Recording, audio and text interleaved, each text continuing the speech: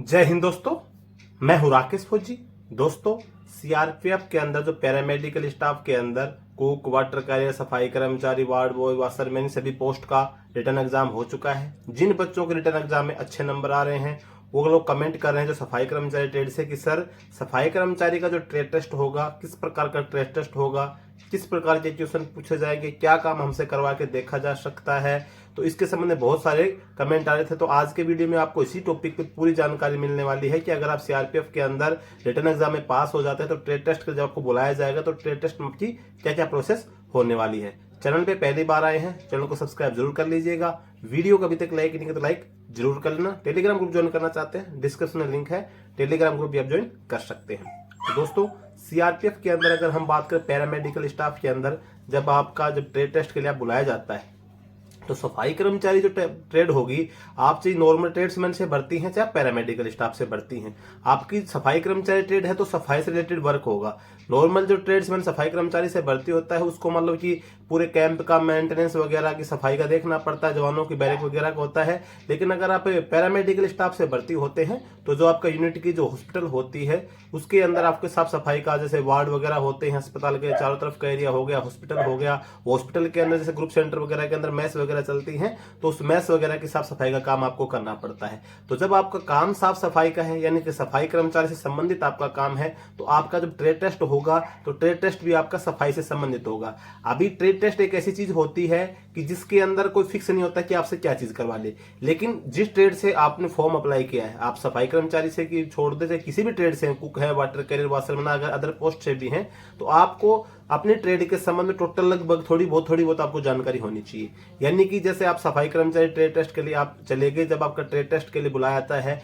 उसमें ज्यादातर जो चीज डिपेंड करती है वो डिपेंड करती है कि जैसे रिक्रूटमेंट बोर्ड के जो अफसर होता है उसके ऊपर डिपेंड करता है, क्योंकि एक फिक्स इसके अंदर कोई ऐसा स्केल नहीं बना होता है कि आप इस प्रकार का ट्रेड टेस्ट होगा भी आपसे झाड़ू मरवा के देखा जाएगा, क्योंकि आपके सफाई कर्मचारी जितने वर्क होते हैं आपसे कुछ भी करवा के ले जाएगा। इसके अंदर सबसे पहले मैं आपको एक चीज बता दूं, आपको ध्यान रखने वाली बात यह है कि जैसे अगर आपको सफाई कर्मचारी के ट्रेड टेस्ट के लिए बुलाया जाता है, आप ट्रेड टेस्ट देने के लिए जब जाते हैं तो ट्रेड टेस्ट के अंदर अगर आपको कोई बाथरूम वगैरह, टॉयलेट वगैरह भी साफ करने के लिए बोल दिया जाए तो उस टाइम पे कुछ बच्चे हमने देखे हैं कि बोल देते हैं कि मेरे से नहीं हो पाएगा, या फिर जाने से मतलब वो एक प्रकार से हिचकिचाते हैं कि मैं नहीं जा पाऊंगा, तो उसी में आपको फेल कर दिया जाएगा। आप सफाई कर्मचारी से भर्ती होते हैं, आपको सब काम करना पड़ेगा, चाहिए आपको बाद में कैसे भी प्रोसेस है उसकी करने की, नहीं भी करते जो बात की बातें होती हैं। लेकिन अगर आपसे ट्रेड टेस्ट में सिर्फ चीज करने के लिए बोला जाए 1% भी, तो बच्चों को हिचकिचाना नहीं है, आपको एक बार से जाके कर देना है। दूसरी बात यह है कि जो सफाई से संबंधित जो उपकरण होते हैं, साफ भाई आपको सफाई से जैसे सामने रख दिया, आपके सामने उपकरण रख देंगे, आपको बोलेगा कि जैसे टॉयलेट साफ करना है तो अगर आपको बोलेगा भी ये सामान आपको लेना है तो उन चीजों में आपको क्या ध्यान रखना कि आपके पास वहां पे हैंड ग्लाउस रखे हुए हैं,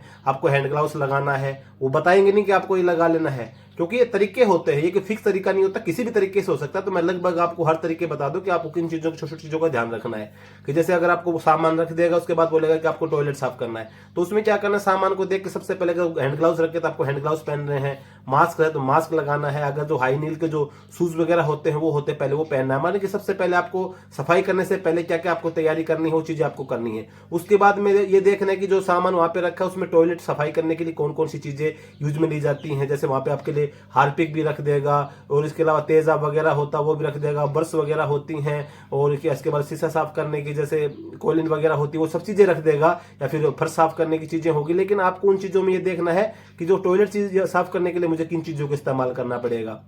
तो उन्हीं चीजों को आपको यूज करके फिर आपको टॉयलेट साफ करने के लिए जाना है। साथ ही अगर आप सीआरपीएफ के अंदर कांस्टेबल ट्रेड्समैन के अंदर भर्ती होना चाहते हैं तो आपके रिटर्न एग्जाम की तैयारी के लिए जो बुक है, बेस्ट बुक हो सकती है, वो तो चक्षु पब्लिकेशन की जो बुक है इसको आप परचेज कर सकते हैं आपकी एग्जाम की बेहतरीन तैयारी के लिए, जो कि सीआरपीएफ ट्रेड्समैन के सिलेबस के बेस के ऊपर इस बुक को बनाया गया है। यह आपको इंग्लिश और हिंदी दोनों मीडियम में मिल जाती है। अगर आप इसको परचेज करना चाहते हैं तो ये आपको ऑनलाइन और ऑफलाइन दोनों मीडियम के अंदर ये चक्षु पब्लिकेशन की बुक मिल जाती है। सेम उसी तरह से अगर आपको बोल देगा शीशा साफ करना है, तो आपको शीशा के साफ करने के लिए जो सामान रखा था, आप कौन सा सामान यूज करेंगे आपको शीशा साफ करने के लिए, क्या क्या आप जैसे कोलिन होती है तो कोलिन उठा के आपने शीशा साफ करना है, या आपको खुरदरा फर्श साफ करना है, 4-5 प्रकार की झाड़ू रख दी आपको, या फिर पोछा लगाना है, कौन से फर्श के ऊपर आपको किस प्रकार की झाड़ू का यूज करना है, या इस प्रकार से जैसे आपको शीशा साफ करना है तो कौन कौन सी चीजें इस्तेमाल में लानी है, टॉयलेट साफ करना है तो क्या क्या चीजें लेनी है। इसके बाद में आपके सामने जैसे हार्पिक वगैरह होते हैं, ये जैसे कोलिन वगैरह होगी, इन सभी का अलग अलग आपको पहचान होनी चाहिए कि इस चीज का ये काम होता है। पूछ भी सकता है आपको कि कौन सी चीज का क्या काम होता है। साथ ही आप पैरामेडिकल स्टाफ से भर्ती हो रहे हैं तो आपके जो डस्टबिन वगैरह होते हैं, डस्टबिन की भी आपको पहचान होनी चाहिए कि ग्रीन डस्टबिन हो किस यूज में लिया जाता है, ब्लू डस्टबिन है वो किस यूज में लिया जाता है। या फिर आपसे इस तरीके से पूछ सकता है कि जैसे आपको गीला कचरा दे देगा और आपको बोलेगा कि ये आपके सामने डस्टबिन है, आप कौन से डस्टबिन में डाल के आएंगे। या फिर जैसे हॉस्पिटल का जो कचरा होता है, सुई वगैरह सिरिंज वगैरह जो होती हैं, वो आपको दे देगा और बोलेगा कि चलो आप इस डस्टबिन में डाल के आए। तो फिर आपको उन चीजों के बारे में आपको जानकारी होनी चाहिए। ओवरऑल अगर देखा जाए ना, तो आपकी जो सफाई कर्मचारी जो ट्रेड है उसके संबंध में आपको लगभग हर क्षेत्र में जानकारी होनी चाहिए। मोटा मोटा तो मैंने बता दिया है टॉपिक पे, तो सारी चीजें तो नहीं बोल सकता हूं, लेकिन फिर भी जैसे आपको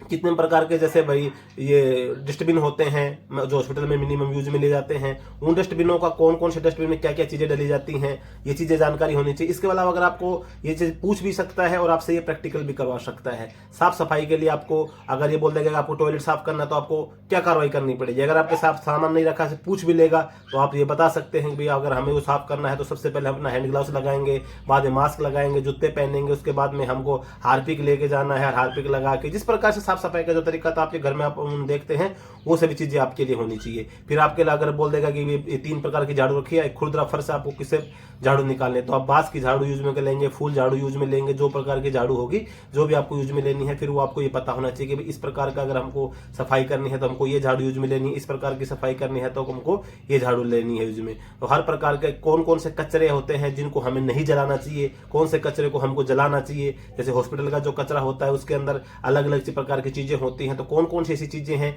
जिनको हम जला सकते हैं, कौन कौन सी चीजें ऐसे हैं जिनको हम मतलब एक प्रकार से गड्ढा खोद के उसमें डालना चाहिए, या हमको उसको किसी और प्रकार से डस्टबिन में डाल के उसको रिसाइकिल के लिए भेजना चाहिए। क्योंकि सभी कचरे को हम जला नहीं सकते हैं, कुछ कचरे जलाने काम आता है, कुछ को हम डस्टबिन में डालते हैं, कुछ को दबाया जाता है। तो इन सभी चीजों को भी आपको ध्यान में रहना चाहिए। साथ ही आपका जब हॉस्पिटल से रिलेटेड सफाई होती है उसकी भी आपको ध्यान रखना है, और जो एक प्रकार से नॉर्मल सफाई होती है उसका भी आपको ध्यान रखना है। सेम अगर आपको वार्ड वगैरह में सफाई करनी है तो वार्ड की सफाई का अगर पेशेंट वार्ड के ऊपर है तो उसको किस प्रकार से सफाई करनी है, टोटल लगभग ये मान के चलो कि आपको कुछ भी पूछा जा सकता है। इसमें आपको ज्यादा घबराने की जरूरत नहीं है कि भी आपको ज्यादा ही आप इसके अंदर की इतने सीरियस हो जाए ट्रेड्समैन को लेके, लेकिन आपको थोड़ा बहुत तो जानकारी आपको इन चीजों के बारे में होनी चाहिए। आजकल गूगल से आप सर्च मार सकते हैं, अगर कोई बुक वगैरह आपको मिल जाए तो बेस्ट है पढ़ने के लिए, नहीं तो आप गूगल से सर्च मार के इन सब चीजों को, यूट्यूब पे भी कुछ हो सकता है कि वीडियोज हो मैंने देखे नहीं, अगर हो तो उनको भी आप हेल्प लेके इन चीजों के बारे में आप जानकारी ले सकते हैं। सफाई से रिलेटेड वर्क, हॉस्पिटल से सफाई से रिलेटेड वर्क, या कोई ऑलरेडी कोई आपकी जान पहचान जो हॉस्पिटल में ऐसा काम कर रहा है उससे जानकारी ले सकते हैं।